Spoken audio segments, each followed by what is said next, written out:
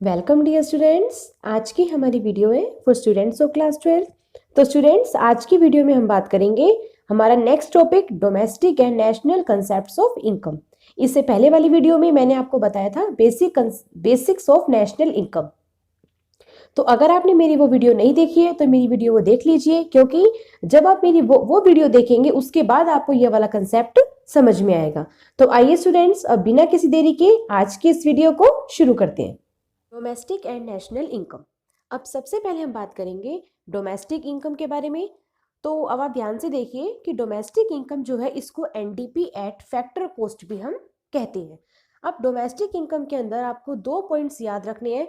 First point क्या है कि डोमेस्टिक इनकम जो होती है ये सम टोटल होता है किसका, फैक्टर इनकम्स का, जो जनरेट किया जाता है डोमेस्टिक टेरिटरी में। ठीक है, जो जनरेट होती है डोमेस्टिक टेरिटरी में। कोई मैटर नहीं करता कि इनकम कहाँ से जनरेट हो रही है, यानी कि इस बात से कोई मतलब नहीं है कि वो इनकम रेजिडेंट्स की है या फिर वो इनकम नॉन रेजिडेंट्स की है। इस बात से कोई मतलब नहीं है। केवल क्या आपको ध्यान रखना है कि सम टोटल, फैक्टर इनकम्स का सम टोटल जो जनरेट किया जाता है domestic territory of a country के अंदर। दूसरी बात, डोमेस्टिक इनकम के अंदर net factor income from abroad को इंक्लूड नहीं किया जाता। ठीक है, तो ये आपको 2 बातें ध्यान रखनी है, क्योंकि जो आपका नेशनल इनकम का जो कंसेप्ट है ये आपके एग्जाम में न्यूमेरिकल के पॉइंट ऑफ व्यू से इंपॉर्टेंट है। क्योंकि आपसे एग्जाम के अंदर इसका थियोटिकल पार्ट तो मेनली कम पूछा जाता है, आपसे न्यूमेरिकल आपको दिए जाएंगे। उसमें आपको ध्यान रखना है कि डोमेस्टिक इनकम के अंदर जो एनडीपी एट फैक्टर कॉस्ट है उसमें क्या अपना इंक्लूड होता है, क्या अपना इंक्लूड नहीं होता। नेक्स्ट आइए, नेक्स्ट अपने पास आता है national income eight factor cost. ठीक है, अब नेशनल इनकम को हम डिनोट करते हैं एनएनपी एट फैक्टर कॉस्ट। अब तो नेशनल इनकम क्या होती है, नेशनल इनकम जो होता है ये भी सम टोटल होता है किसका, फैक्टर इनकम्स का, जो अक्योर किया जाता है normal residents of a country. जो कंट्री के नॉर्मल रेजिडेंट्स होते हैं जो वहां से अक्योर किया जाता है। अब नॉर्मल रेजिडेंट्स कौन होते हैं, इसको मैंने आपको इससे पहले वाली वीडियो में मैंने आपको बता दिया है कि नॉर्मल रेजिडेंट्स क्या है, उनके क्या क्या उनकी कैरेक्टरिस्टिक्स होती है नॉर्मल नॉर्मल रेजिडेंट्स की। तो अगर आपने मेरी वो वीडियो नहीं देखी है तो उसको ज़रूर देख लीजिए, क्योंकि उसके कुछ टर्म्स जो है आपके यहाँ पे इंक्लूड होने वाले हैं। तो सम टोटल किसका, फैक्टर इनकम्स का, जो अक्योर किया जाता है नॉर्मल रेजिडेंट्स के द्वारा। यहाँ पर भी वही बात आती है, ये बात मैटर नहीं करती कि इनकम कहाँ से जनरेट हो रही है, यानी कि डोमेस्टिक टेरिटरी से इनकम जनरेट हो रही है या रेस्ट ऑफ द वर्ल्ड से जो इनकम है वो जनरेट हो रही है। सेकेंड बात आपको ध्यान रखनी है कि नेशनल इनकम जो होती है इसके अंदर net factor income from abroad को इंक्लूड किया जाता है। नेक्स्ट आइए, नेक्स्ट अपने पास आता है domestic income and domestic product are identical to each other. यानी कि आपको ये बात ध्यान रखनी है कि डोमेस्टिक इनकम और डोमेस्टिक जो प्रोडक्ट होते हैं ना उसमें कोई डिफरेंस नहीं पाया जाता। ठीक है, वो मेनली सेम ही होते हैं, डोमेस्टिक इनकम और डोमेस्टिक प्रोडक्ट। अब अगर हमें नेशनल इनकम निकालनी है तो नेशनल इनकम निकालने का क्या फॉर्मूला होगा, डोमेस्टिक इनकम में जब हम प्लस कर देते हैं net factor income from abroad को तो अपना क्या निकल जाता है, नेशनल इनकम निकल आती है। इसी तरह से नेशनल प्रोडक्ट का भी यही फॉर्मूला है। नेशनल प्रोडक्ट के अंदर क्या होगा, जब हम डोमेस्टिक प्रोडक्ट में प्लस कर देते हैं net factor income from abroad को तो अपना क्या निकल आता है, नेशनल प्रोडक्ट इसके अंदर अपना निकल आता है।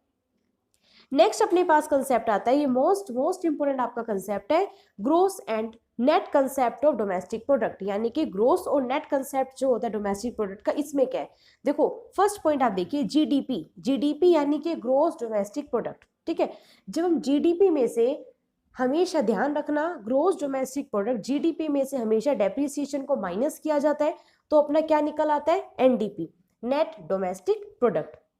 सेकेंड पॉइंट, जब नेट डोमेस्टिक प्रोडक्ट में से हम प्लस कर देते हैं डेप्रिसिएशन को तो क्या निकला आता है, जीडीपी, यानी कि ग्रोस डोमेस्टिक प्रोडक्ट। ये आपका एग्जाम में न्यूमेरिकल के पॉइंट ऑफ व्यू से मोस्ट इंपोर्टेंट है, क्योंकि यही एग्जाम में आपसे मेनली क्वेश्चंस पूछे जाते हैं।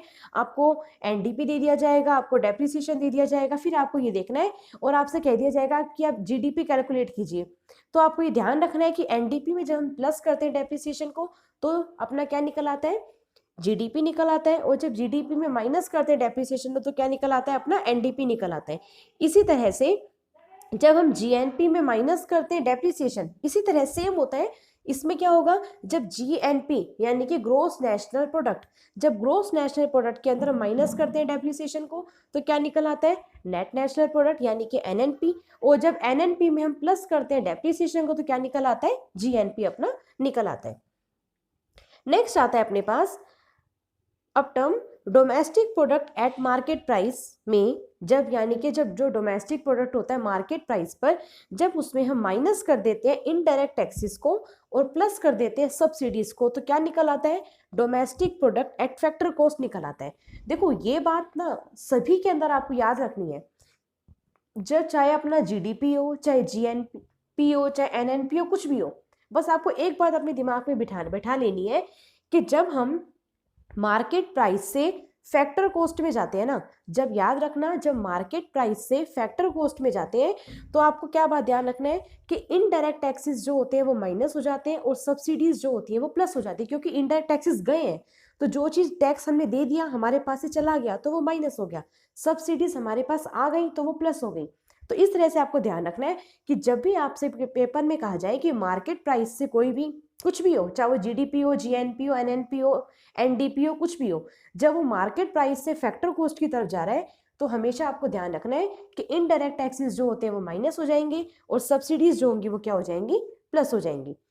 इसी तरह से नेक्स्ट देखिए domestic product at market price, वही मैंने आपको बताया। अगर अच्छा एक बात और आपको ध्यान रखनी है, मैंने आपको क्या कहा कि माइनस करेंगे इनडायरेक्ट टैक्सेस को और प्लस करेंगे सब्सिडीज को।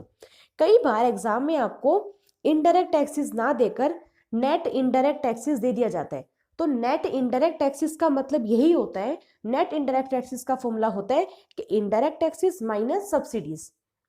जब इनडायरेक्ट टैक्सेस में से हम सब्सिडीज को माइनस कर देते हैं ना तो नेट इनडायरेक्ट टैक्सेस अपना निकल आता है। तो एग्जाम में आपको अगर नेट इनडायरेक्ट टैक्सेस दे रखा हो तो तब भी आप केवल फिर आपको सब्सिडीज को प्लस करने की जरूरत नहीं है, क्योंकि वो ऑलरेडी इसके अंदर हमने माइनस कर दिया है वहाँ पे उसमें से।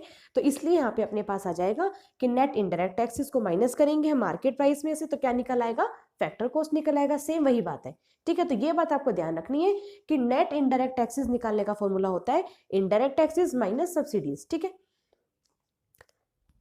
नेक्स्ट अपने पास सिमिलरली वही मैंने आपको बताया, अगर अपने पास जीडीपी में मार्केट प्राइस आपसे पूछा गया है तो उसमें भी ऐसे ही होगा। अगर जीडीपी एट मार्केट प्राइस पर आपसे पूछा गया है और आपसे ये कहा गया है कि फैक्टर कॉस्ट में उसको चेंज करो, फैक्टर कॉस्ट निकालिए, तो आप कैसे करोगे, जीडीपी एट मार्केट प्राइस में माइनस कर देंगे नेट इनडायरेक्ट टैक्सेस को तो अपना क्या आ जाएगा, जीडीपी फैक्टर कॉस्ट में निकल आएगा। तो मतलब ये बात ध्यान रखनी है कि जब मार्केट प्राइस से फैक्टर कॉस्ट में जाना हो तो हम माइनस कर देते हैं नेट इनडायरेक्ट टैक्सेस को, या हम ये कह सकते हैं कि डायरेक्ट टैक्सेस में माइनस कर देंगे डायरेक्ट टैक्सेस को, प्लस कर देंगे सब्सिडीज को, ठीक है। या फिर सिंपल नेट डायरेक्ट टैक्सेस को माइनस कर दो, इसी के अंदर अपना निकल आएगा। इसी तरह से जीएनपी एट मार्केट प्राइस में भी हम माइनस कर देंगे इनडायरेक्ट टैक्सेस को तो क्या निकल आएगा, जीएनपी एट फैक्टर कॉस्ट अपना इसमें निकल आएगा। तो ये थी हमारी आज की वीडियो जिसमें हमने बात की national income and domestic income के बारे में। तो चलिए स्टूडेंट्स मिलते हैं अगली वीडियो में नए टॉपिक के साथ। Thank you.